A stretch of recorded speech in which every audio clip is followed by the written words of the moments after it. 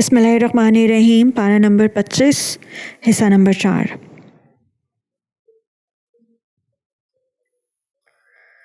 سورہ الدخان۔ یہ سورت مکی ہے اور اس میں 59 آیتیں اور 3 رکوع ہیں۔ شروع اللہ کے نام سے جو سب پر مہربان ہے، بہت مہربان ہے۔ حامیم۔ قسم ہے اس کتاب کی جو حق کو واضح کرنے والی ہے کہ ہم نے اسے ایک مبارک رات میں اتارا ہے، کیونکہ ہم لوگوں کو خبردار کرنے والے تھے۔ اسی رات میں ہر حکیمانہ معاملہ ہمارے حکم سے طے کیا جاتا ہے۔ نیز ہم ایک پیغمبر بھیجنے والے تھے تاکہ تمہارے رب کی طرف سے رحمت کا معاملہ ہو۔ یقیناً وہی ہے جو ہر بات سننے والا، ہر چیز جاننے والا ہے، جو سارے آسمانوں اور زمین کا اور ان کے درمیان ہر چیز کا رب ہے۔ اگر تم واقعی یقین کرنے والے ہو، اس کے سوا کوئی معبود نہیں ہے۔ وہ زندگی بھی دیتا ہے اور موت بھی۔ وہ تمہارا بھی رب ہے اور تمہارے پہلے گزرے ہوئے باپ دادوں کا بھی رب۔ پھر بھی کافر ایمان نہیں لاتے، بلکہ وہ شک میں پڑے ہوئے کھیل کر رہے ہیں۔ لہٰذا اس دن کا انتظار کرو جب آسمان ایک واضح دھواں لے کر نمودار ہوگا، جو لوگوں پر چھا جائے گا۔ یہ ایک دردناک سزا ہے۔ اس وقت یہ لوگ کہیں گے کہ اے ہمارے پروردگار، ہم سے یہ عذاب دور کر دیجئے، ہم ضرور ایمان لے آئیں گے۔ ان کو نصیحت کہاں ہوتی ہے، حالانکہ ان کے پاس ایسا پیغمبر آیا ہے جس نے حقیقت کو کھول کر رکھ دیا ہے۔ پھر بھی یہ لوگ اس سے منہ موڑے رہے اور کہنے لگے کہ یہ سکھایا پڑھایا ہوا ہے، دیوانہ ہے۔ اچھا، ہم عذاب کو کچھ عرصے تک ہٹا دیتے ہیں، یقین ہے کہ پھر اسی حالت پر لوٹ آؤ گے تم۔ جس دن ہماری طرف سے سب سے بڑی پکڑ ہوگی، اس دن ہم پورا انتقام لے لیں گے۔ اور ان سے پہلے ہم نے فرعون کی قوم کو آزمایا تھا، اور ان کے پاس ایک معزز پیغمبر آئے تھے، اور انہوں نے کہا تھا کہ اللہ کے بندوں کو میرے حوالے کر دو، میں تمہاری طرف ایک امانت دار پیغمبر بن کر آیا ہوں، اور یہ کہ اللہ کے آگے سرکشی مت کرو، میں تمہارے پاس ایک کھلی ہوئی دلیل پیش کرتا ہوں، اور میں اس بات سے اپنے پروردگار اور تمہارے پروردگار کی پناہ لیتا ہوں کہ تم مجھے سنگسار کرو، اور اگر تم مجھ پر ایمان نہیں لاتے تو مجھ سے الگ ہو جاؤ۔ پھر انہوں نے اپنے پروردگار کو پکارا کہ یہ مجرم لوگ ہیں۔ اللہ تعالیٰ نے فرمایا کہ اچھا، تم میرے بندوں کو لے کر راتوں رات روانہ ہو جاؤ، تمہارا پیچھا ضرور کیا جائے گا، اور تم سمندر کو ٹھہرا ہوا چھوڑ دینا، یقیناً یہ لشکر ڈبو دیا جائے گا۔ کتنے باغات اور چشمے تھے جو یہ لوگ چھوڑ کر آئے، اور کتنے کھیت اور شاندار مکانات، اور عیش کے کتنے سامان جن میں وہ مزے کر رہے تھے۔ ان کا انجام اسی طرح ہوا، اور ہم نے ان سب چیزوں کا وارث ایک دوسری قوم کو بنا دیا۔ پھر نہ ان پر آسمان رویا نہ زمین، اور نہ ان کو کچھ مہلت دی گئی، اور بنی اسرائیل کو ہم نے ذلت کے عذاب سے نجات دے دی، یعنی فرعون سے۔ حقیقت یہ ہے کہ وہ بڑا سرکش، حد سے گزرے ہوئے لوگوں میں سے تھا، اور ہم نے ان کو اپنے علم کے مطابق دنیا جہان والوں پر فوقیت دی، اور ان کو ایسی نشانیاں دیں جن میں کھلا ہوا انعام تھا۔ یہ لوگ صاف کہتے ہیں کہ اور کچھ نہیں ہے، بس ہماری وہی پہلی موت ہوگی اور ہمیں دوبارہ زندہ نہیں کیا جائے گا۔ اگر تم سچے ہو تو ہمارے باپ دادوں کو اٹھا لاؤ۔ بھلا یہ لوگ بہتر ہیں یا طبع کی قوم اور وہ لوگ جو ان سے پہلے تھے؟ ہم نے ان سب کو ہلاک کر دیا، کیونکہ وہ یقینی طور پر مجرم لوگ تھے، اور ہم نے آسمانوں اور زمین اور ان کے درمیان کی چیزیں بے فائدہ کھیل کرنے کے لیے پیدا نہیں کی ہیں۔ ہم نے انہیں برحق مقصد ہی کے لیے پیدا کیا ہے، لیکن ان میں سے اکثر لوگ سمجھتے نہیں۔ حقیقت یہ ہے کہ فیصلے کا دن ان سب کی مقررہ میعاد ہے، جس دن کوئی حمایتی کسی حمایتی کے ذرا بھی کام نہیں آئے گا، اور ان میں سے کسی کی کوئی مدد نہیں کی جائے گی سوائے اس کے جس پر اللہ رحم فرمائے۔ یقیناً وہ مکمل اقتدار کا مالک بھی ہے، بہت مہربان بھی۔ یقین جانو کہ زقوم کا درخت گنہگار کا کھانا ہوگا، تیل کی تلچھٹ جیسا۔ وہ لوگوں کے پیٹ میں اس طرح جوش مارے گا جیسے گھولتا ہوا پانی۔ فرشتوں سے کہا جائے گا اس کو پکڑو اور گھسیٹ کر دوزخ کے بیچوں بیچ تک لے جاؤ، پھر اس کے سر کے اوپر گھولتے ہوئے پانی کا عذاب انڈیل دو۔ کہا جائے گا کہ لے چکھ، تو ہی ہے وہ بڑا صاحب اقتدار، بڑا عزت والا۔ یہ وہی چیز ہے جس کے بارے میں تم لوگ شک کیا کرتے تھے۔ دوسری طرف پرہیزگار لوگ یقیناً امن و امان والی جگہ میں ہوں گے، باغات میں اور چشموں میں۔ وہ آمنے سامنے بیٹھے ہوئے سندس اور استبرق کا لباس پہنے ہوں گے۔ ان کے ساتھ یہی معاملہ ہوگا، اور ہم بڑی بڑی آنکھوں والی حوروں کو ان سے بیاہ دیں گے۔ وہ وہاں بڑے اطمینان سے ہر قسم کے میوے منگاتے ہوں گے۔ جو موت ان کو پہلے آ چکی تھی، اس کے علاوہ وہاں وہ کسی اور موت کا مزہ نہیں چکھیں گے، اور اللہ انہیں دوزخ کے عذاب سے محفوظ رکھے گا۔ یہ سب تمہارے پروردگار کی طرف سے فضل ہوگا، انسان کے لیے زبردست کامیابی ہے۔ غرض اے پیغمبر، ہم نے اس قرآن کو تمہاری زبان میں آسان بنا دیا ہے تاکہ لوگ نصیحت حاصل کریں۔ اب تم بھی انتظار کرو، یہ لوگ بھی انتظار کر رہے ہیں۔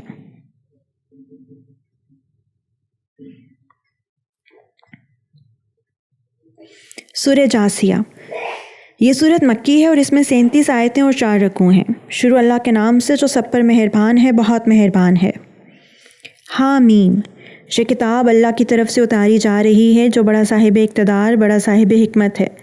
حقیقت یہ ہے کہ آسمانوں اور زمین میں ماننے والوں کے لیے بہت سی نشانیاں ہیں، اور خود تمہاری پیدائش میں اور ان جانوروں میں جو اس نے زمین میں پھیلا رکھے ہیں، ان لوگوں کے لیے بڑی نشانیاں ہیں جو یقین کریں۔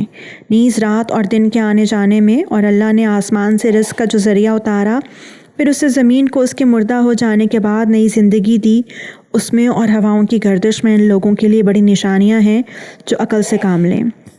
یہ اللہ کی آیتیں ہیں جو ہم تمہیں ٹھیک ٹھیک پڑھ کر سنا رہے ہیں۔ اب اللہ اور اس کی آیتوں کے بعد کون سی بات ہے جس پر یہ لوگ ایمان لائیں گے؟ برا ہو ہر اس جھوٹے گنہگار کا جو اللہ کی آیتیں سنتا ہے جبکہ وہ اسے پڑھ کر سنائی جا رہی ہوتی ہیں، پھر بھی وہ تکبر کے عالم میں اس طرح کفر پر اڑا رہتا ہے جیسے اس نے وہ آیتیں سنی ہی نہیں۔ لہٰذا ایسے شخص کو دردناک عذاب کی خوشخبری سنا دو، اور جب ہماری آیتوں میں سے کوئی آیت ایسے شخص کے علم میں آتی ہے تو وہ اس کا مذاق بناتا ہے۔ ایسے لوگوں کو وہ عذاب ہوگا جو ذلیل کر کے رکھ دے گا۔ ان کے آگے جہنم ہے، اور جو کچھ انہوں نے کمایا ہے نہ وہ ان کے کچھ کام آئے گا، اور نہ وہ کام آئیں گے جن کو انہوں نے اللہ کے بجائے اپنا رکھوالا بنا رکھا ہے، اور ان کے حصے میں ایک زبردست عذاب آئے گا۔ یہ قرآن سراپا ہدایت ہے، اور جن لوگوں نے اپنے پروردگار کی آیتوں کا انکار کیا ہے ان کے لیے بلا کا دردناک عذاب ہے۔ اللہ وہ ہے جس نے سمندر کو تمہارے کام میں لگا دیا ہے تاکہ اس کے حکم سے اس میں کشتیاں چلیں، اور تاکہ تم اس کا فضل تلاش کرو، اور تاکہ تم شکر ادا کرو۔ اور آسمانوں اور زمین میں جو کچھ ہے اس سب کو اس نے اپنی طرف سے تمہارے کام میں لگا رکھا ہے۔ یقیناً اس میں ان لوگوں کے لیے بڑی نشانیاں ہیں جو غور و فکر سے کام لیں۔ اے پیغمبر، جو لوگ ایمان لے آئے ہیں ان سے کہو کہ جو لوگ اللہ کے دنوں کا اندیشہ نہیں رکھتے ان سے درگزر کریں تاکہ اللہ لوگوں کو ان کاموں کا بدلہ دے جو وہ کیا کرتے تھے۔ جو شخص بھی نیک کام کرتا ہے وہ اپنے ہی فائدے کے لیے کرتا ہے، اور جو برا کام کرتا ہے وہ اپنا ہی نقصان کرتا ہے، پھر تم سب کو اپنے پروردگار ہی کی طرف واپس بلا لیا جائے گا۔ اور ہم نے بنو اسرائیل کو کتاب اور حکومت اور نبوت عطا کی تھی، اور انہیں پاکیزہ چیزوں کا رزق دیا تھا، اور انہیں دنیا جہان کے لوگوں پر فوقیت بخشی تھی، اور انہیں کھلے کھلے احکام دیے تھے۔ اس کے بعد ان میں جو اختلاف پیدا ہوا وہ ان کے پاس علم آ جانے کے بعد ہی ہوا، صرف اس لیے کہ ان کو ایک دوسرے سے ضد ہو گئی تھی۔ یقیناً تمہارا پروردگار ان کے درمیان قیامت کے دن ان باتوں کا فیصلہ کرتے گا جن میں وہ اختلاف کیا کرتے تھے۔ پھر اے پیغمبر، ہم نے تمہیں دین کی ایک خاص شریعت پر رکھا ہے، لہٰذا تم اسی کی پیروی کرو، اور ان لوگوں کی خواہشات کے پیچھے نہ چلنا جو حقیقت کا علم نہیں رکھتے۔ وہ اللہ کے مقابلے میں تمہارے ذرا بھی کام نہیں آ سکتے، اور حقیقت یہ ہے کہ ظالم لوگ ایک دوسرے کے دوست ہیں، اور اللہ متقی لوگوں کا دوست ہے۔ یہ قرآن تمام لوگوں کے لیے بصیرتوں کا مجموعہ ہے، اور جو لوگ یقین کریں ان کے لیے منزل تک پہنچانے کا ذریعہ اور سراپا رحمت ہے۔ جن لوگوں نے برے برے کاموں کا ارتکاب کیا ہے، کیا وہ یہ سمجھے ہوئے ہیں کہ انہیں ہم ان لوگوں کے برابر کر دیں گے جو ایمان لائے ہیں اور جنہوں نے نیک عمل کیے ہیں، جس کے نتیجے میں ان کا جینا اور مرنا ایک ہی جیسا ہو جائے؟ کتنی بری بات ہے جو یہ طے کیے ہوئے ہیں۔ اللہ نے سارے آسمانوں اور زمین کو برحق مقصد کے لیے پیدا کیا ہے، اور اس لیے کیا ہے کہ ہر شخص کو اس کے کیے ہوئے کاموں کا بدلہ دیا جائے، اور دیتے وقت ان پر کوئی ظلم نہ کیا جائے۔ پھر کیا تم نے اسے بھی دیکھا جس نے اپنا خدا اپنی نفسانی خواہش کو بنا لیا ہے، اور علم کے باوجود اللہ نے اسے گمراہی میں ڈال دیا، اور اس کے کان اور دل پر مہر لگا دی، اور اس کی آنکھ پر پردہ ڈال دیا۔ اب اللہ کے بعد کون ہے جو اسے راستے پر لائے؟ کیا پھر بھی تم لوگ سبق نہیں لیتے؟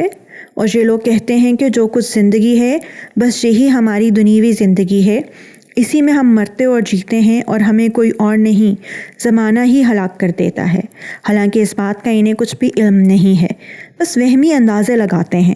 اور جب ہماری آیتیں پوری وضاحت کے ساتھ ان کو پڑھ کر سنائی جاتی ہیں تو یہ کہنے کے سوا ان کی کوئی دلیل نہیں ہوتی کہ اگر تم سچے ہو تو ہمارے باپ دادوں کو زندہ کر کے لے آؤ۔ کہہ دو کہ اللہ ہی تمہیں زندگی دیتا ہے، پھر وہ تمہیں موت دے گا، پھر تم سب کو قیامت کے دن جمع کرے گا، جس میں کسی قسم کا کوئی شک نہیں ہے، لیکن اکثر لوگ سمجھتے نہیں۔ اور آسمانوں اور زمین کی سلطنت اللہ ہی کی ہے، اور جس دن قیامت آ کھڑی ہوگی اس دن جو لوگ باطل پر ہیں وہ سخت نقصان اٹھائیں گے۔ اور تم ہر گروہ کو دیکھو گے کہ وہ گھٹنوں کے بل گرا ہوا ہے، ہر گروہ کو اس کے اعمال نامے کی طرف بلایا جائے گا اور کہا جائے گا کہ آج تمہیں ان اعمال کا بدلہ دیا جائے گا جو تم کیا کرتے تھے۔ یہ ہمارا لکھوایا ہوا دفتر ہے جو تمہارے بارے میں ٹھیک ٹھیک بول رہا ہے، تم جو کچھ کرتے تھے ہم اس سب کو لکھوا لیا کرتے تھے۔ چنانچہ جو لوگ ایمان لائے ہیں اور انہوں نے نیک عمل کیے ہیں ان کو تو جو ان کے پروردگار اپنی رحمت میں داخل کرے گا۔ یہ کھلی ہوئی کامیابی ہے۔ رہے وہ لوگ جنہوں نے کفر اپنا لیا تھا، ان سے کہا جائے گا کہ بھلا کیا تمہارے سامنے میری آیتیں نہیں پڑھی جاتی تھیں؟ پھر بھی تم نے تکبر سے کام لیا اور مجرم بنے رہے۔ اور جب تم سے کہا جاتا تھا کہ اللہ کا وعدہ سچا ہے اور قیامت وہ حقیقت ہے جس میں کوئی بھی شک نہیں ہے، تو تم یہ کہتے تھے کہ ہم نہیں جانتے کہ قیامت کیا ہوتی ہے، اس کے بارے میں ہم جو کچھ خیال کرتے ہیں بس ایک گمان سا ہوتا ہے اور ہمیں یقین بالکل نہیں ہے۔ اور اس موقع پر انہوں نے جو اعمال کیے تھے ان کی برائیاں کھل کر ان کے سامنے آ جائیں گی، اور جس چیز کا وہ مذاق اڑاتے تھے وہی ان کو آ گھیرے گی۔ اور ان سے کہا جائے گا کہ آج ہم تمہیں اسی طرح بھلا دیں گے جیسے تم نے یہ بات بھلا ڈالی تھی کہ تمہیں اپنے اس دن کا سامنا کرنا ہوگا، اور تمہارا ٹھکانہ آگ ہے اور تمہیں کسی قسم کے مددگار میسر نہیں آئیں گے۔ یہ سب اس لیے کہ تم نے اللہ کی آیتوں کو مذاق بنایا تھا اور دنیوی زندگی نے تمہیں دھوکے میں ڈال دیا تھا۔ چنانچہ آج ایسے لوگوں کو نہ وہاں سے نکالا جائے گا اور نہ ان سے معافی مانگنے کو کہا جائے گا۔ غرض تعریف تمام تر اللہ کی ہے جو سارے آسمانوں کا بھی مالک ہے، زمین کا بھی مالک اور تمام جہانوں کا بھی مالک، اور تمام تر بڑائی اسی کو حاصل ہے، آسمانوں میں بھی زمین میں بھی، اور وہی ہے جس کا اقتدار بھی کامل ہے اور حکمت بھی کامل۔